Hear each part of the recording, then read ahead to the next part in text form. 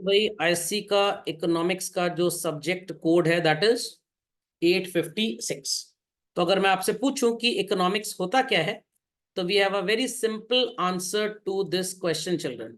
It is a relationship of scarce means and ends. जो भी resources आपके पास हैं, ज्यादा से ज्यादा उनका एडवांटेज आपको कैसे मिलेगा, the study of this relationship is simply called as economics. वही अपना पुराना घटिया वाला एग्जांपल लेते हैं। सब्जी मंडी में शाम के समय सब्जी सस्ती होती है, why? Because people are eager to clear their stock and go home, the sellers. इसलिए वो दाम कम करके गुड्स बेच के निकल लेते हैं। और मॉर्निंग में buyers are more and sellers are comparatively less, that's why the prices are very very very high as such. ये बात सबको समझ में आ गई? तो जो भी हमारे पास अवेलेबल रिसोर्सेज हैं, हम उसको कैसे यूज करें कि एडवांटेज मैक्सिमम हो, this study children is called as what? Economics basically. सबको ये बात समझ में आई या नहीं आई? कंफर्म? चलिए, तो 11th क्लास का सिलेबस तो सबने ठीक से पढ़ा था। अच्छी बात ये होती है आईएससी के सिलेबस में कि 11th का सिलेबस जरा भी क्लास 12th को लिंक नहीं करता। प्रैक्टिकली आपने अगर 11th में कुछ भी नहीं पढ़ा होगा इकोनॉमिक्स में, तब भी आपको 12th की पूरी इकोनॉमिक्स समझ में अच्छे से आ जाती है। But sad part is this कि अगर हम कंपेयर करें सीबीएसई को आईएससी से, तो आईएससी के पेपर पिछले कुछ ईयर्स में थोड़े ज्यादा टफ हो गए हैं as far as MCQs are considered. कितनी बार ऐसा भी होता है टेक्स्ट सीबीएसई वाला यूज कर लिया जाता है आईएससी के पेपर में, और यही काम सीबीएसई वाले भी करते हैं, वो आईएससी का कंटेंट यूज कर लेते हैं कभी कभी। तो इसलिए बहुत ध्यान से चीजों को समझना है। ये नहीं कि आपने बस चीजों को लर्न कर लिया और उसके बाद एग्जाम में पटर पटर लिख के आ गए। तो मैं आज के इंट्रोडक्टरी लेक्चर में यही चीज डिस्कस करूंगा। Knowledge is very necessary as well as its application is very necessary. समझ में आ गया? सिर्फ पॉइंट रटना और एग्जाम में लिखना, वो 11th क्लास में इंडियन इकोनॉमिक डेवलपमेंट में चल जाता था, बट क्लास 12th के सिलेबस में ऐसा नहीं होगा। ओके, तो again paper will be of 80 marks, जिसमें 20 नंबर का आपका एक पर्टिकुलर सेक्शन और 60 नंबर का एक पर्टिकुलर सेक्शन और 20 नंबर का प्रोजेक्ट वर्क। एनईपी 2020 के अकॉर्डिंगली आपको मल्टीपल चॉइस क्वेश्चंस भी मिलेंगे, 1/4 ऑफ द पेपर, मतलब 80 नंबर के पेपर में 20 नंबर का एमसीक्यू। और अगर कोई बीच में नोटिफिकेशन आ गया कि हमने इसको बढ़ा दिया सीयूईटी को सिंक्रोनाइज करने के लिए, तो बढ़ भी जाएगा। Got it clear? चलिए, तो first part is basically children micro economics. अब माइक्रो इकोनॉमिक्स का क्या मतलब होता है, डेफिनेशन 11 में पढ़ी थी। When we talk about, when we analyse individual identities, the study of economics is called as micro economic. तो इसमें सबसे पहले आपको पढ़ना पड़ेगा कॉन्सेप्ट ऑफ डिमांड, की डिमांड होती क्या चीज है। अब many a times student gets confused, when we buy anything it is called as demand. ऐसा कुछ नहीं है, demand is different and purchase is different, दोनों में बहुत फर्क होता है। कौन कौन से फैक्टर्स होते हैं जो किसी भी इंसान की डिमांड को बढ़ा भी सकते हैं और घटा भी सकते हैं? देयर आर सर्टेन प्रिंसिपल्स जो हमारे अल्फ्रेड मार्शल चाचू टाइप लोगों ने दिए हुए हैं, which is called as law of demand. कैसे आप उसको रिप्रेजेंट करेंगे on what is called as graph? कैसे आपकी डिमांड चेंज हो सकती है and what are its exceptions? एक छोटा सा एग्जांपल मैं आपको दूंगा। मान लीजिए कि you are suffering from some disease और आपको मेडिसिन परचेज करनी है बच्चों, और टैबलेट जो है वो 10 रुपए की है, और मान लीजिए कि आने वाले टाइम में इस टैबलेट का प्राइस घट के 6 रुपए हो जाता है। अगर डॉक्टर ने आपको बोला है कि दिन में 4 टैबलेट्स लेनी है, तो क्या प्राइस कम होने पे आप 8 टैबलेट्स लेने लग जाएंगे? Not at all, the number of tablets to be consumed will still be same. But अगर हम बात कर रहे हैं फ्रूट्स की बच्चों, and the fruit is mango, suppose mango is available at 100 रुपया केजी, हो सकता है आप डेली 2 किलो खरीदो, बट अगर मैंगो का प्राइस घट के 60 रुपए आ जाए children, might be possible we start buying 3 kgs every day. So somewhere it is applied कि प्राइस कम हुआ तो क्वांटिटी बढ़ गई, but children will it be applied everywhere? No. तो इसी चीज को आप क्या बोलेंगे? एक्सेप्शन। तो जब तक थ्योरेटिकल कंटेंट बहुत स्ट्रांग नहीं होगा, तब तक आप एमसीक्यू तो आंसर कर ही नहीं पाएंगे। समझ में आ गया? तो अगर आपसे एग्जाम में क्वेश्चन पूछा जाए, in case of medicine the concept of demand will be applied or not? Answer is no. But in case of fruits and other general things, it would be definitely applied for. तो आपको दाएं बाएं की चीजों पे बहुत ही ज्यादा ध्यान देना है. Is that understood well? अगली यूनिट है चिल्ड्रन यूटिलिटी एनालिसिस. ये क्लास 11th में 2 बार मैं आपको पढ़ा चुका हूं. जैसे जैसे आप ज्यादा खाते जाते हैं, कंज्यूम करते जाते हैं किसी भी कमोडिटी या सर्विस को, स्टार्टिंग में तो उसकी लाइकिंग बड़ी अच्छी होती है, बट बाद में घट जाती है. आपके घर में एक नई कार आ गई, कुछ महीने तक उस पर ट्रैवल करना बड़ा अच्छा लगेगा. आपने नया 2 व्हीलर वो एक्टिवा या एथर या ओला खरीद लिया, स्टार्टिंग में ड्राइव करना बड़ा अच्छा लगेगा. मम्मी कोई काम होने, लाओ लाओ मैं ले आता हूं. जब आपने नई साइकिल चलानी सीखी होगी, नई 2 व्हीलर चलानी सीखी, और उसके बाद क्या लगने लगता है, हे भगवान क्यों सीखे हम गाड़ी चलाना, ये तो ड्राइवर बना दिया है घर वालों ने, इससे अच्छा उबर या ओला में नौकरी कर लेते, कुछ कमा लेते. तो चीजें बोरिंग लगने लग जाती हैं.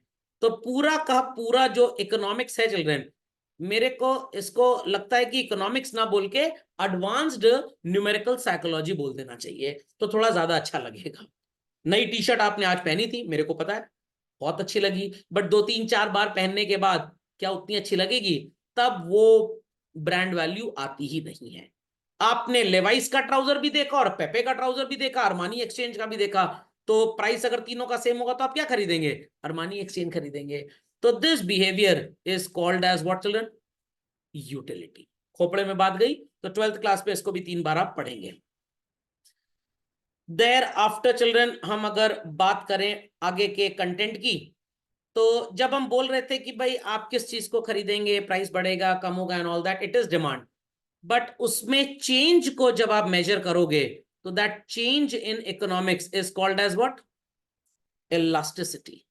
अगर दिसंबर के टाइम में कोल्ड ड्रिंक का प्राइस 50% भी गिर जाए, क्या उसकी डिमांड में ज्यादा फर्क आएगा? नहीं आएगा. और ठंडी के टाइम पे तो ऐसा हो रहा है, बट गर्मी में बच्चों अगर 5% भी कोल्ड ड्रिंक सस्ती हो गई ना, तो ढेर सारे लोग उसको खरीदने लग जाएंगे. तो अगर आप एक बिजनेसमैन हैं, तो आप नई मूवी, हाँ नहीं नहीं तो खराब भी तो हो जाएगी ना कृषि. अरे मिस्टर कृषि भी, नहीं नहीं खराब भी हो जाएगी, खराब भी हो जाएगी. चलिए, हार्दिक जी आवाज आ रही है, गीतिका जी, पवकी जी, तुषार जी आवाज आ रही है? Yes sir. चलिए, तो अगर मैं बात करूं कि आप Red Chilli Entertainment Private Limited के सीईओ हैं, शाहरुख खान जी की नई मूवी आ रही है 00, और अब प्लानिंग टू लॉन्च है. मार्च में लॉन्च करें ड्यूरिंग बोर्ड एग्जाम्स, या जून में, या ईद के आसपास, या दीपावली के आसपास, या फेस्टिव सीजन में लॉन्च करें चिल्ड्रन? फेस्टिव सीजन में. क्योंकि फेस्टिव सीजन में सेम टिकट पे ढेर सारे लोग खरीदेंगे, क्योंकि उस समय डिस्पोजेबल इनकम खर्च करने की कैपेसिटी ज्यादा होती है. तो एक बिजनेसमैन के लिए इकोनॉमिक्स बहुत इंपॉर्टेंट है. मेरे को मूवी देखनी थी आर्टिकल 370, मेरा फ्रेंड देख के आया, मैंने कहा मैं भी देखने चलता हूं. मैंने सिर्फ टिकट का प्राइस देखा और प्रोग्राम मूवी देखने का कैंसिल कर दिया. फिर कुछ दिन बाद देखा इसका प्राइस हो गया 112 रुपए. झटपट टिकट बुक करा लिया. क्यों भाई? Level of entertainment is going to remain more. 112 में मोर एंटरटेनमेंट है, एडवर्टाइजमेंट ज्यादा दिखाया जाता है.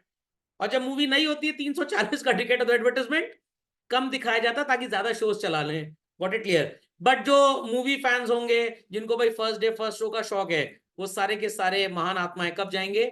340 रुपए की टिकट पे. पहले तो हमने यूट्यूब पे काफी सर्च किया, जब नहीं मिला तो सोचो 112 खर्च कर ही लें. तो इकोनॉमिक्स बच्चों इतनी इंपॉर्टेंट है, चाहे आप कल को एक बिजनेसमैन हो या आज आप एक स्टूडेंट हो. समझ में आ गई बात? तो शादी ब्याह के कार्यक्रम में अगर जाइए, तो सबसे पहले कौन सी प्लेट उठानी है? छोटी प्लेट की बड़ी प्लेट? ना ना ना, पत्तल उठाना है, पत्तल उठाना है, जिसके अंदर गाजर का हलवा डालना है. स्वीट डिश डेजर्ट से स्टार्ट करिए, बिकॉज स्टार्टिंग में डेजर्ट के स्टॉल पे भीड़ नेग्लिजिबल है.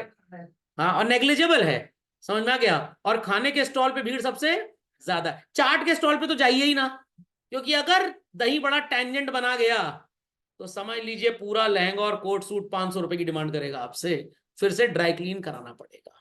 Logic understood well? पक्का. ईद के टाइम पे कभी भी टेलर के पास कपड़ा स्टिच करवाने मत जाइए, आपको स्टिचिंग चार्जेस में कोई डिस्काउंट नहीं मिलेगा. जब एकदम ऑफ सीजन चल रहा हो, शादी वगैरह में तारा डूबा बंद है एकदम, तब टेलर के पास जाइए. क्यों? टेलर आपको डिस्काउंट दे देगा. गर्मी में सर्दी का कपड़ा सिलवाइए और सर्दी में गर्मी का कपड़ा खरीदिए. यही है बच्चों माइक्रो इकोनॉमिक्स में पूरा डिमांड का कॉन्सेप्ट. समझ में आ गया? बिजनेसमैन की बात करें कुछ बच्चों ने बताया था कि सर हमारे पापा का बिजनेस है, और कुछ बच्चे कह रहे हैं हम भी कल को बिजनेस करेंगे। तो अगर आप बच्चों बिजनेस करेंगे तो आप ज्यादा मार्केट में कमोडिटी कब बेचना चाहेंगे? When the price is high और when the price is low? When the price is high. क्योंकि अगर आप किसी भी प्रोडक्ट का कॉस्ट ऑफ प्रोडक्शन 4 रुपए देख रहे हैं, मार्केट में 7 रुपए भी दाम है, आने वाले टाइम में 9 रुपए हो जाएगा। तो 4 का बनाया हुआ प्रोडक्ट 7 में जब बिकेगा वो प्रॉफिट कम देगा, पर 9 में जब बिकेगा तो प्रॉफिट ज्यादा देगा। तो आप जैसा बिजनेसमैन ज्यादा कब बेचना चाहेगा? जब प्राइस हाई। तो आजकल गोल्ड का प्राइस बढ़ा हुआ है, तो ज्वेलरी शॉप वाले क्या चाहते हैं? We should sell more and more jewellery ornaments और less and less more and more. But जब गोल्ड का प्राइस गिरा होता है, दिन भर भगवान से क्या मनाते हैं? हे भगवान ज्यादा कस्टमर ना है, ज्यादा कस्टमर ना है। क्योंकि अगर गिरे दाम पे ज्यादा कस्टमर सामान लेके चला गया, तो जब कल को दाम बढ़ेगा तो फ्रूट्स ऑफ एडवांटेज उसको मिल नहीं पाएगा।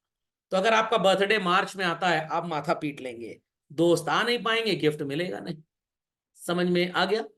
Clearly understood? चलिए, सब्जी मंडी में जब डिमांड ज्यादा supply come, price will go up. Demand come supply ज्यादा, प्राइस विल गो डाउन। जब आप पहले 2 यूनिट्स डिमांड और सप्लाई पढ़ लेंगे बच्चों, आपको समझ में आने लग जाएगा what is called as market mechanism. नई मूवी लॉन्च होती है, फ्राइडे सैटरडे संडे, खुश ना हो जाए वो, ticket prices are very very very high. Least ticket price movie का कब होता है बच्चों? Wednesday, Thursday, Tuesday and all that. Thursday को सबसे कम होता है, उसके 2 रीजंस हैं। एक तो भाई कल फ्राइडे हो सकता है नई मूवी लॉन्च हो, ये खत्म ही हो जाए। तो ये है मार्केट मैकेनिज्म का कॉन्सेप्ट। बड़ा कंफ्यूजिंग कॉन्सेप्ट होता है जब आप डिमांड सप्लाई और इनको साथ साथ पढ़ते हैं। मैं आपको एक छोटा सा एग्जांपल दूंगा जिससे एकदम सब क्लियर हो जाएगा। खोपड़े में बात जारी मेरी। हार्दिक जी बात समझ रहे हैं, तुषार जी बात समझ रही हैं, पावकी जी, गीतिका जी बात समझ रही हैं, हॉट सीट वाले बात समझ रहे हैं? Yes sir, yes sir, yes. तो जब सर। आप सोचे कि भाई दाम बढ़ा है, नहीं मम्मी आज बाजार नहीं जाएंगे, ये लॉ ऑफ डिमांड है। आपके पापा कह रहे हैं मम्मी को फोन करके मेरे को ऑफिस से लौटने में देर हो जाएगा, शॉप से लौटने में देर हो जाएगा, क्योंकि मार्केट में दाम बढ़ा है, हम ज्यादा बेचने की कोशिश कर रहे हैं ताकि प्रॉफिट ज्यादा हो। ये लॉ ऑफ सप्लाई है। बट आप जब सब्जी मंडी जाएं सस्ता खरीदने के लिए, तो वो बिहेवियर ये होगा, दुकानदार ज्यादा है आलू बेचने वाले, बट बायर्स कम है। समझ में आ गया? तो मशरूम अगर खरीदना है तो ऐसी सब्जी मंडी में जाइए जहां पे मशरूम की सप्लाई ज्यादा हो, वहां सस्ता मिलेगा। घर के नजदीक वाली सब्जी मंडी में तो 2 दुकानदार हैं जो मशरूम बेचते हैं, will they B offering you lower price? वो आपको लोअर प्राइस ऑफर नहीं करेंगे। मैं एक प्रैक्टिकल एग्जांपल देता हूं। एचसी वर्मा बुक का नाम लोगों ने सुना होगा। आपके वो जो एटम और मॉलिक्यूल वाले दोस्त यार हैं, जो सोचे थे डॉक्टर बनेंगे बट हैसियत कंपाउंडर तक की नहीं रह गई है, इंजीनियर वाले मैकेनिक पे उतर आए हैं और पूछ रहे होंगे भाई सीयूटी में बीकॉम कैसे होगा जरा बता देना, या बीए कैसे करना है बता देना। Got it clear? क्योंकि वो पापा मम्मी के सपने पूरे कर रहे हैं, आपकी तरह अपने सपने पूरे नहीं कर रहे हैं। एचसी वर्मा मैक्सिमम 10% डिस्काउंट पे अगर आपको मिल जाए तो समझ लीजिए आपने जग जीत लिया। But children, if I talk about Kota, कोई भी किताब 30 से 40% से कम डिस्काउंट पे बिकती ही नहीं है वहां पे। सर इतना डिस्काउंट देते हैं वहां पे? Yes, because profit margin volume की वजह से बहुत हाई है। आपके स्कूल में साइंस का कितना बच्चा होगा? 100, 200, 300, 400?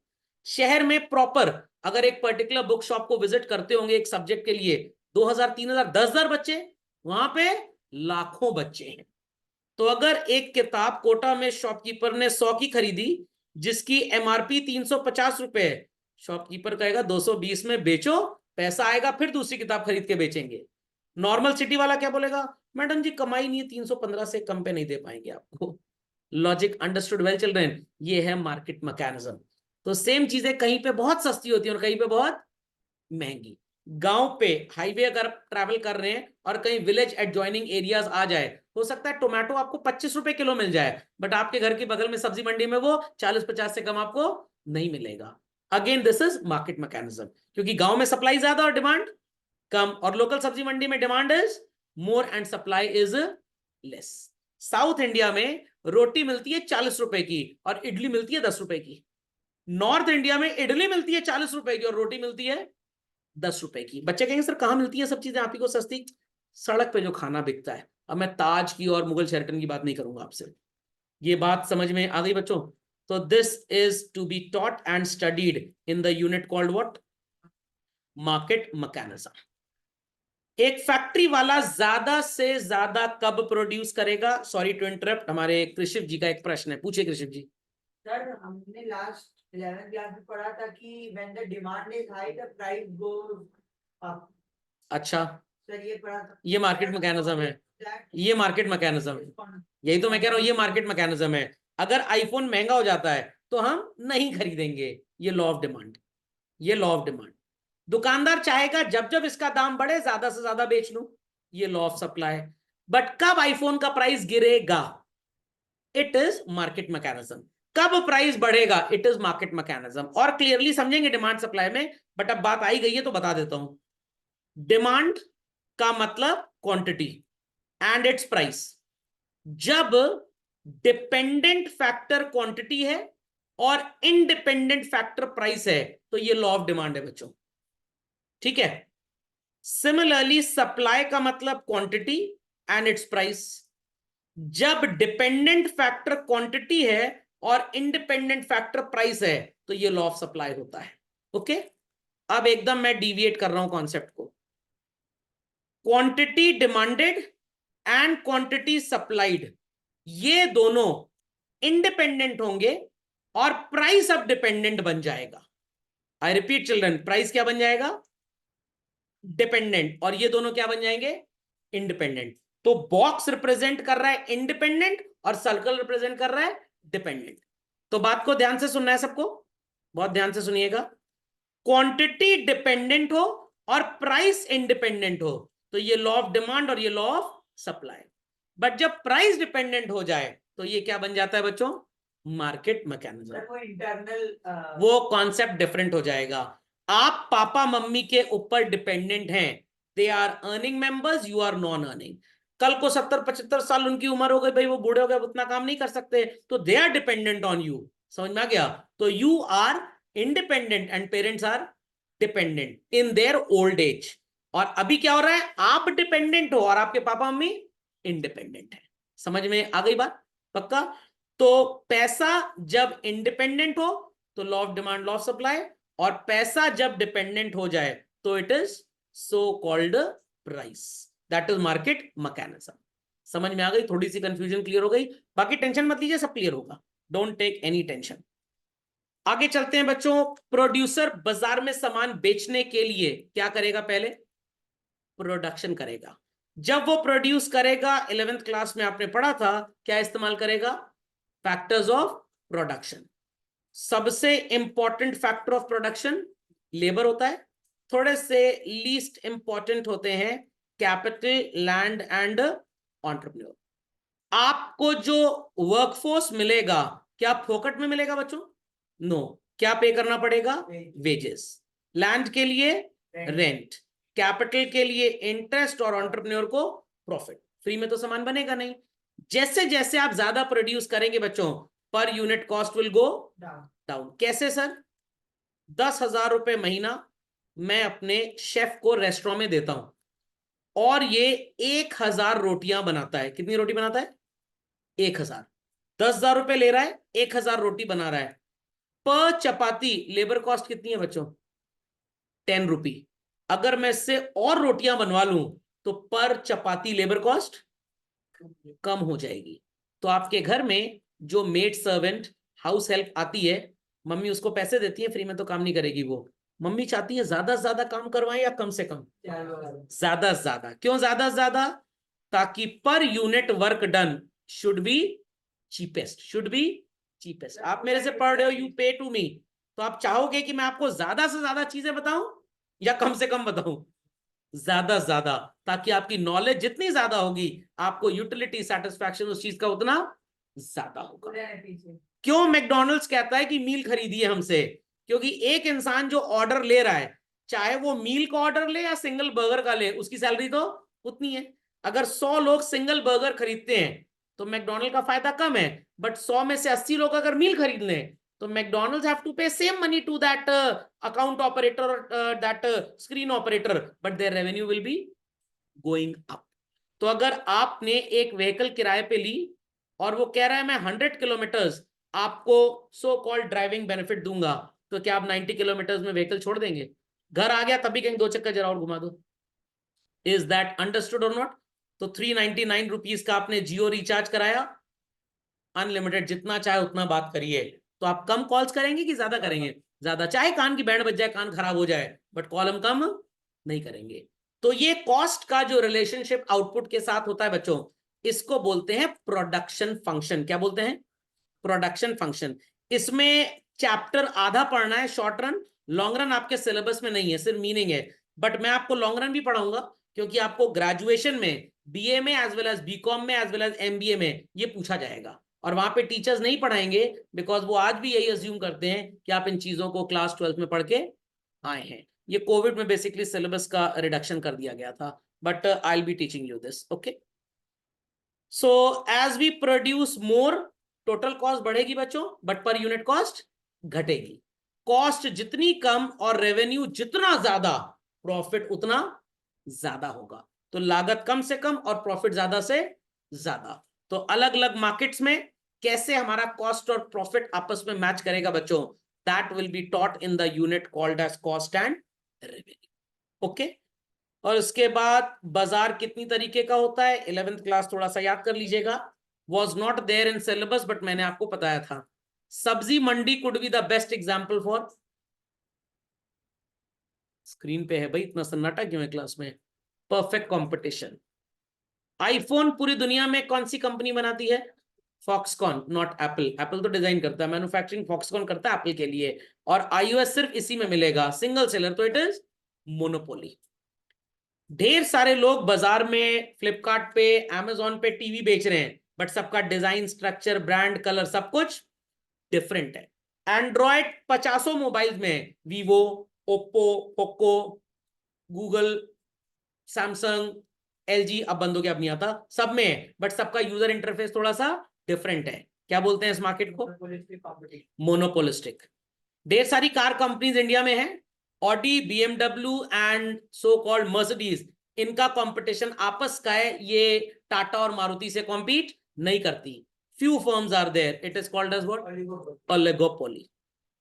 सेम क्वेश्चन बच्चों पूछा गया था, जो मैं हर साल एग्जांपल लेता हूं, इस साल के आईएससी के 2024 के पेपर में। और एक बच्चे ने मेरे को कॉम्प्लीमेंट भी दिया था कि सर 2-3 बार आपका वीडियो हमने साल भर में देखा, लेक्चर के नोट्स पढ़े, and I was able to attempt and same example was used. Government of India buying fighter planes is an example of what? monopsony. When the buyer is only one but sellers are not many, rather few. तो अलग अलग market forms में profit का computation कैसे होता है, ये आपको यहां पे पढ़ाया जाएगा। तो ये था पूरा का पूरा आपका लगभग 40 मार्क्स का माइक्रो इकोनॉमिक्स का सिलेबस। समझ में आ गया? The other half part is macro children, जिसमें आईएससी वालों ने सिलेबस जरूर बनाया, बहुत अच्छा बोर्ड है, मेरी कोई दुश्मनी नहीं है, मैं भी आईएससी बोर्ड का स्टूडेंट रह चुका हूं। बट ये चैप्टर आप तब पढ़ेंगे जब आपको ये वाला चैप्टर पूरा आता होगा।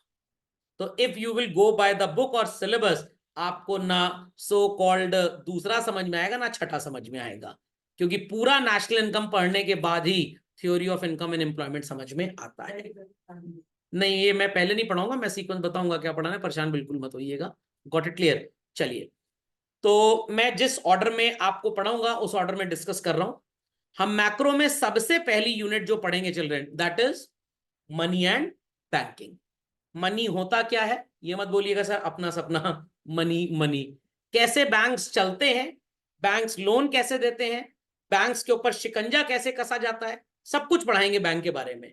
कुछ बच्चे बोलेंगे सर वो विजय माल्या वाला ही पढ़ाएंगे, पैसा लेके भागते कैसे हैं? हाँ, बीच बीच में बातें होती रहेंगी वो वाली भी, बट वो सिलेबस में नहीं होगा। Got it clear? बट बता दूंगा आपको कि वो कार्यक्रम भी कैसे होता है। मतलब जो पढ़ाना चाहिए वो नहीं पढ़ाते, और जो नहीं पढ़ाना चाहिए वो पढ़ाते हैं। तो बड़ी ब्यूटीफुल, बड़ी अच्छी, बहुत सुंदर यूनिट है ये, मजा आएगा इसको पढ़ने में। हाँ, पढ़ाने लग गए तो एक भी विजय माल्या नहीं रहेगा, सब पकड़ जाएंगे। तो मनी एंड बैंकिंग हमारा पहला चैप्टर मैक्रो में स्टार्ट होगा, और पहले मैं मैक्रो से ही स्टार्ट करूंगा children. Got it clear? Thereafter आपको पढ़ाया जाएगा कि when you do international trade, तो कैसे कंट्रीज के बीच में सेटलमेंट्स होते हैं। पड़ोस की दुकान से कोल्ड ड्रिंक खरीदने जाओगे तो कौन सी करेंसी दोगे बच्चों? INR। बट अगर यूएस से आईफोन इंपोर्ट करोगे तो कौन सी करेंसी दोगे? यूएस डॉलर देंगे। अब सर डॉलर तो हमारे देश में चलता नहीं है, कोई बात नहीं, एक का जुगाड़ कर लेते हैं, बाकी प्रिंटर से छाप लेंगे, फिर पुलिस भी छापेगी आपको।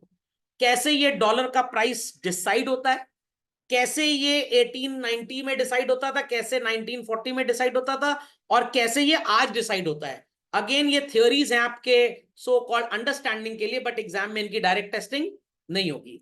बट जब तक आप इन थ्योरीज को नहीं पढ़ेंगे बच्चों, कैसे ये एक्सचेंज रेट डिसाइड होता है आपको समझ में बिल्कुल नहीं आएगा। तो काफी कॉम्पोजिशन मैं आपको एक्स्ट्रा पढ़ाऊंगा जो आपकी किताब में तो नहीं दिए हैं, बट समझने के लिए इट इज वेरी नेसेसरी। क्योंकि घर वालों ने तो आपको बता दिया था कि रेड कलर की जो वायर होती है ना, वो लाइव वायर होती है, उसको मत छूना। अर्थिंग की जो होती है वो ग्रीन वायर होती है, उससे करंट नहीं लगता है, न्यूट्रल वायर तो खतरा ही नहीं करती। आपका इलेक्ट्रीशियन उल्टा पुल्टा जोड़ के गया था, वो लाइव वायर को ब्लैक लगा के आप पकड़ लिए, निपट गए। समझ में आ गया? तो पहले टेस्टर से टेस्ट कर लेनी है सारी वायर। तो हर चीज पढ़नी है, जो जो बताऊंगा गोला मत मारिएगा किसी चीज में। सो बैलेंस ऑफ पेमेंट में बेसिकली आपको पढ़ाया जाएगा when countries interact with each other. हमने यहां से सामान बेचा, एक्सपोर्ट, पैसा आएगा। हमने सामान खरीदा, पैसा जाएगा, इट इज इंपोर्ट। उस एक्सपोर्ट और इंपोर्ट के हिसाब किताब को क्या बोलते हैं बच्चों? Balance of payment. किसी जमाने में इंटरनेशनल ट्रेड नाम की यूनिट हुआ करती थी, उसमें 3 चैप्टर्स हुआ करते थे। पहला हुआ करता था थ्योरीज ऑफ एक्सचेंज, दूसरा हुआ करता था डिटर्मिनेशन ऑफ एक्सचेंज रेट, और तीसरा हुआ करता था बैलेंस ऑफ पेमेंट। क्योंकि वो चैप्टर चला गया इसलिए बच्चों को ये समझ में आना भी बंद हो गया। Got it clear? हाँ, उसमें कॉमर्स में ना होगा। देर आफ्टर आपने शब्द सुना होगा, इंडियन रुपी डी वैल्यू हो गया, भारतीय रुपया लुढ़क गया। तो कैसे लुढ़केगा कैसे पुड़केगा आपको सब बता दूंगा मैं। निर्मला सीतारमन जी 1 फेब को क्या करने आती हैं टेलीविजन सेट पे? ये बताती है कि जिनकी जिनकी कुंभ राशि को कैसे बर्थडे मनाना है। बजट। Got it clear? तो सो कॉल्ड कैसे देश का बजट बनता है, बजट में कहां कहां से पैसा आता है, कहां कहां पैसा वो जाएगा, कैसे बजट बनता है। Budget making procedure again part of syllabus नहीं है, बट आपको पढ़ना पड़ेगा एमसीक्यू के लिए। Got it clear? और जो हम पैसा कलेक्ट करते हैं पब्लिक से, it is called as revenue. जो खर्च होता है देश में, that is called as public expenditure. खर्चा ज्यादा कमाई कम, भिखारी की तरह हाथ फैलाते हैं ना हम लोग, that is called as what? Public debt. और ये बजट कितने तरह का होता है, इसका कॉम्पोजिशन क्या होता है, अगर इसमें शॉर्टेज आती है तो इसे क्या बोला जाता है? डेफिसिट। डेफिसिट नहीं बोलते, डेफिसिट बोलते हैं। डेफिसिट कितनी तरह की होती है, एंड अल्टीमेटली उसका इफेक्ट क्या होता है। बड़ा मजेदार सिलेबस है, बहुत मजा आएगा पढ़ने में, बट अगेन क्लासेस को बड़ा ठीक से फॉलो करना पड़ेगा। जो लिखवाऊंगा, जितने नोट दूंगा उसके अलावा उतना ही लिखवाऊंगा अभी, तो इसलिए गोला नहीं मारना है, नहीं तो नंबर भी गोल गोल आएंगे। और सबसे इंपॉर्टेंट यूनिट जो सीबीएसई की वजह से आईएससी स्टूडेंट्स के लिए बड़ी टफ हो गई, दैट इज नेशनल इनकम। पहले इसमें एकदम आसान सा न्यूमेरिकल आता था, इतना आसान, जितनी चीजें लिखी हैं सबको ऐड कर दो आंसर आ जाएगा। बट क्योंकि सीबीएसई में थोड़ा सा टफ हुआ तो आईएससी ने सिलेबस को अपग्रेड कर दिया। और उनके अपने कंपटीशन में हम पीछे जा रहे हैं। नहीं, उनके कंपटीशन में आप नहीं पिसे जा रहे, एक्चुअली कंपटीशन ही ऐसा है। ओके, तो नेशनल इनकम में आप पढ़ेंगे कि कंट्री की इनकम कैसे जनरेट होती है। मैं आपको ये भी साबित कर दूंगा कि जो फीस मैं आपसे ले रहा हूं मैं आपको पूरी वापस कर देता हूं, तो एक्चुअली आपकी पढ़ाई की कॉस्ट कितनी है? 0। सर ये कैसे साबित होगा? मैं बिल्कुल साबित कर दूंगा। आपको बहुत दुख होगा सुन के, हाय राम सर पहले पता ही नहीं था, कि आप तो कुछ रखते ही नहीं अपने पास से, सब वापस हो जाता है। Got it clear? इसका इंट्रोडक्शन एक लेना चाहेंगे तो दे देता हूं। कल रात में खाना खा के कुल्ला किया होगा, वॉश बेसिन में पानी गया होगा, अगस्त के महीने में वही पानी आपके ऊपर बरसेगा। वाटर साइकिल देख रहे हैं आप? वाटर साइकिल देख रहे हैं? वही पानी नाली से होते हुए, नाले से होते हुए नदी में जाएगा, वाटर वेपर्स बनेंगे, क्लाउड फॉर्म होंगे, कणाए कणाए कणाए बोलेगा, पॉजिटिव नेगेटिव आयंस, और बारिश हो जाएगी। समझ में आई बात कि नहीं आई बात? पक्का? तो मैंने आपसे फीस ली, मैंने आपसे फीस ली, उस फीस के पैसे को मैंने बैंक में जमा करा दिया। आपके पापा बैंक में सीनियर जनरल मैनेजर हैं, बैंक ने उस पैसे को किसी को लेंड कर दिया, उस पर्सन ने बैंक को इंटरेस्ट दिया, कुछ सैलरी आपके पापा को उसमें से मिली और कुछ इंटरेस्ट मेरे को मिल गया, तो मेरा वाला पैसा आपके घर में वापस आ गया कि नहीं आ गया? समझ में आ गया? मैंने आपसे फीस ली, आपके फादर का शू मैन्युफैक्चरिंग बिजनेस है, समझ में आ गया? मैंने नाइकी का जूता खरीदा और पेमेंट कर दिया, तो शू मैन्युफैक्चरिंग बिजनेस से आया हुआ पैसा टीचर के पास वापस टीचर से किसको चला गया? शू मैन्युफैक्चरिंग बिजनेस से। तो मैंने कुछ लिया आपसे पैसा, सब एजुकेशन फ्री की हो गई आपकी। Got it? क्लियर चल रहा है? समझ में आ गया? पक्का? एक अभी मूवी आई थी बच्चों 1 मार्च को, गोदरा। उसमें एक पुरानी एक्टर है, मतलब पहले वो जी टीवी में एचआर हेड भी थी, मिसेस स्वाति वर्मा। उनकी बेटी को मैंने कोविड टाइम में 4 साल पहले पढ़ाया था, तो वो जी टीवी की काफी मूवीज में भी काम कर चुकी है वो। उन्होंने मेरे को बोला सर मेरी मूवी आ रही है देखिएगा जरूर। खैर मेरे को टाइम नहीं मिल पाया। तो अब सोच लीजिए, मैंने जो उनकी डॉटर से फीस ली, अब जब मैं उनकी मूवी देखने जाऊंगा तो पीवीआर का टिकट खरीदूंगा या ओटीटी पे देखूंगा तो रिचार्ज कराऊंगा, तो पैसा प्रोड्यूसर डिस्ट्रीब्यूटर तक जाएगा, एक्टर एक्ट्रेस को भी तो उसी में से कुछ मिलेगा। तो मैंने उनके भी पैसे वापस कर दिए। वो कहावत है ना, आए खाली हाथ थे दुनिया से, जाएंगे भी खाली हाथ। मोह माया मिथ्या में कुछ नहीं रखा। समझ में आ गई बात? गीतिका जी, हार्दिक जी, पप्पी जी, तुषार जी, समझ गए? यस। चलिए, यस। तो ये सब आपको पढ़ाया जाएगा बच्चों नेशनल इनकम में। एक बहुत बड़ा झूठ यहाँ पे लिखा हुआ है, क्या लिखा है? Simple numerical. न्यूमेरिकल कभी सिंपल होता था क्या? तो सिर्फ बच्चे आत्महत्या कम करें इसलिए चीजों को यहाँ सिंपल बोल दिया गया है। एक्चुअली कुछ भी सिंपल नहीं। नहीं है, ध्यान से पढ़ लीजिए, नहीं तो चप्पल खा खा के डिंपल पड़ जाएंगे पूरे चेहरे पे। ओके चिल्ड्रन, सो इसी के साथ हमारा इंट्रोडक्टरी क्लास आज का होता है पूरी तरह से समाप्त।